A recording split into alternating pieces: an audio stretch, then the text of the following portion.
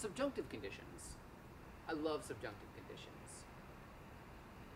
Subjunctive conditions are the best. They're the most interesting. They're the most complicated. Why? Because they use the subjunctive. And the subjunctive, of course, is the mood of the mind. And what kind of place, what kind of landscape is the human mind, the human consciousness, or subconscious?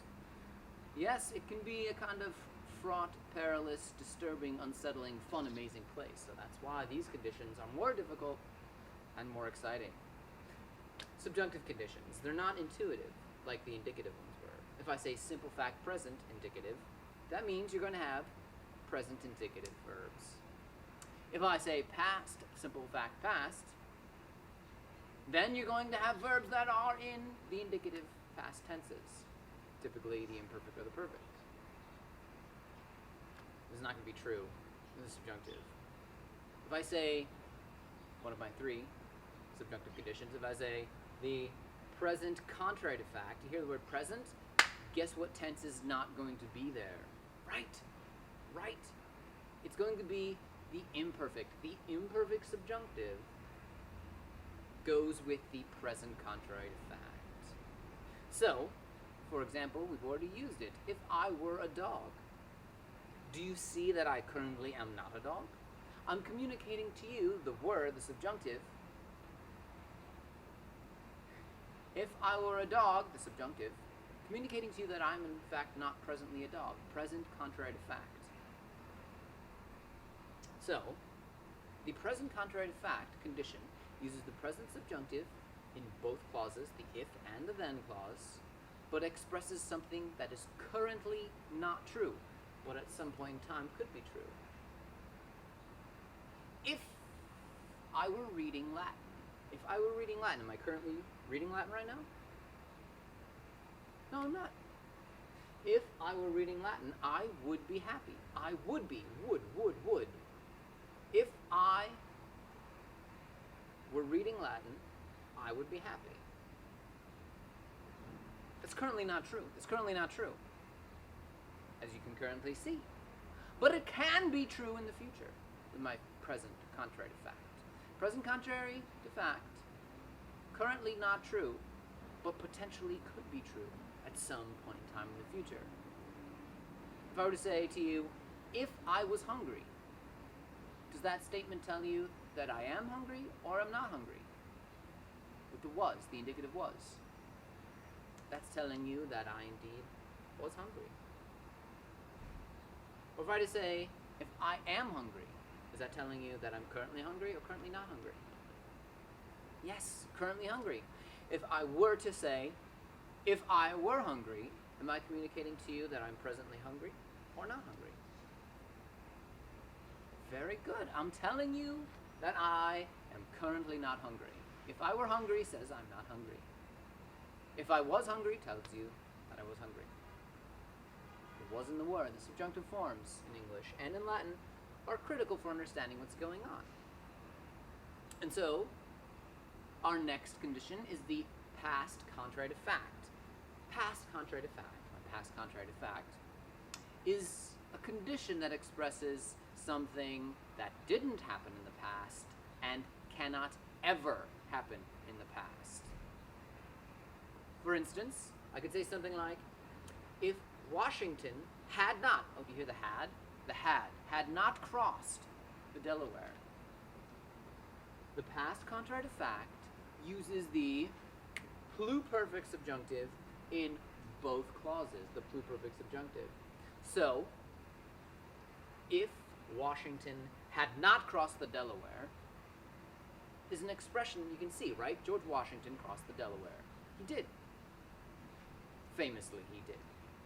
And then slipped into the Prussian camps in the midst of a religious observation and slit their throats in the middle of the night, right? It's pretty cold. But he did cross, right? And there's nothing that can make it not true. If Washington had not crossed the Delaware, unless there's a time machine, we cannot make that untrue. So, a past contrary to fact is having something that didn't happen in the past and can't ever be true. If Washington had not crossed the Delaware, we would be more like Canada. Because really, what's the downside of losing the war for independence? More like Canada. Is that so bad? Maybe it is, maybe. But that's the contrary fact. It uses the pluperfect subjunctive in both clauses. Didn't happen in the past. Cannot ever happen in the past. Then we get to the future less vivid. This is the most advanced. This is the shoulda woulda condition. The shoulda woulda condition. It is purely hypothetical. Even though it's going to use the word should, it's not using should as in ought. It's using should as in its potential true. Not that it has to happen, or it's going to happen, or it needs to happen. It is 100% abstracted in the mind. This is part of the inductive tradition, the scientific reasoning. It's a hypothesis. If should, then would. If it should rain, then it would be wet. If I should read Latin, then I would be happy. Those sentences, those conditional sentences with the should, would, are not in any way communicating that it happened in the past, it's happening now, or it's happened in the future, or is absolutely going to happen in the future. It's 100% taken out of space and time and is abstract. And is where we get our scientific hypothesis. So, very important condition from geometry to science, which are really opposite ways of thinking and interacting with the world, right? Geometry is unscientific. It goes with self-evident premises. The scientific tradition has to test everything. There's nothing self-evident. And so these conditions span a huge range of human production. I know you're dying for some Latin examples. Si Latinum legerem essem litis. If I were reading Latin, I would be happy. You see the subjunctives, the imperfect subjunctives in both clauses. Imperfect subjunctive gives me that present contrary to fact. Presently not true, but potentially true in the future. Si Latinam legisem fuissem litus. If I had read Latin, I would be happy. I would have been happy. That's a sad one, right? Because that is implying never have I ever read Latin. Moreover, never shall I.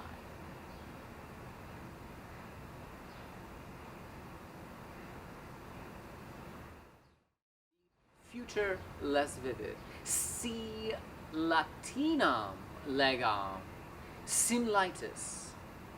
My future less vivid has present subjunctives in both clauses. Present subjunctive in both clauses. That's kind of tricky. Same with that present contrary to fact. It didn't have a present verb. The future less vivid is not going to have a future verb. It's going to have a present verb. Two of them, actually, at least. Si Latinam legam simlitis. If I should read Latin, should, that's what the subjunctive is telling me, then I would be happy. My hypothetical, abstracted, scientific tradition condition. The future less vivid. Right? So exciting, all that information. You're welcome.